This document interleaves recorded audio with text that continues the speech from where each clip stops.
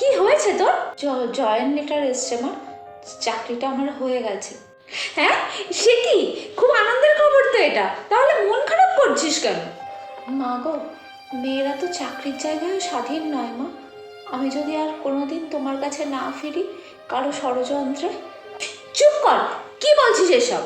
হ্যাঁ মা, দেখছো না আজ কতগুলো দিন হয়ে গেল, দোষীরা এখনো ধরাই পড়লো না।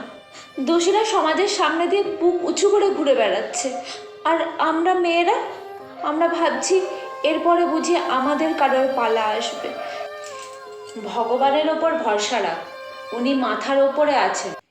ইয়াদা ইয়াদা ইয়াদা ধর্মস্য গ্লানি ভবতি ভারত অভ্যুত্থানম অধর্মস্য তদম্বরম সৃজা। তিনি খুব শিগগিরই আসবে আমাদের মধ্যে, এই অধর্মকে নাশ করতে।